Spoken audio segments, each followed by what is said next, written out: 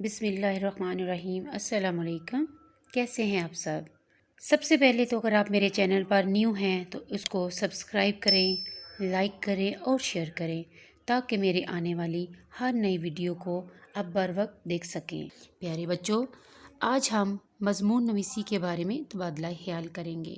مضمون نویسی سے مراد دیے گئے موضوع کے متعلق اپنے خیالات خوبصورت موضوع یا مناسب الفاظ میں ترتیب کے ساتھ تحریر کرنا مضمون نویسی کہلاتا ہے۔ پیارے بچوں، اگر آپ مضمون کے جو 3 اجزاء ہیں اس کو غور سے سمجھ لیں گے تو کسی بھی موضوع پر جو بھی آپ کو موضوع دیا جاتا ہے اس پر لکھنا آپ کے لیے مشکل نہیں ہوگا۔ سب سے پہلے جب کوئی بھی آپ کو موضوع دیا جاتا ہے تو آپ نے اس کا تعارف کروانا ہوتا ہے، یعنی اس کے بارے میں آپ نے بتانا ہوتا ہے یہ کیا چیز ہے۔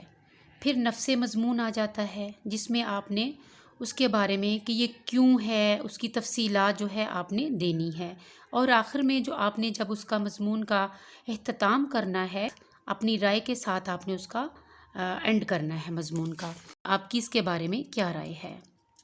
تو آج کا جو ہمارا مضمون کا موضوع ہے اس کا عنوان ہے میرا پسندیدہ موسم۔ ہمارے ملک میں 4 اہم موسم ہیں: گرمی، سردی، بہار، خزاں۔ میرا پسندیدہ موسم گرمی کا ہے۔ پاکستان میں یہ موسم جون سے اگست تک رہتا ہے۔ ان مہینوں میں سخت گرمی ہوتی ہے۔ گرمی سے بچنے کے لیے لوگ پہاڑی مقامات پر سیر و تفریح کے لیے جاتے ہیں، ہلکے اور باریک کپڑے پہنتے ہیں۔ گرمیوں کے موسم میں بہت سے لذیذ پھل ہوتے ہیں۔ لوگ گرمیوں کے موسم میں آئس کریم سے بھی لطف اندوز ہوتے ہیں۔ مجھے یہ موسم گرمی کی تعطیلات کی وجہ سے پسند ہے۔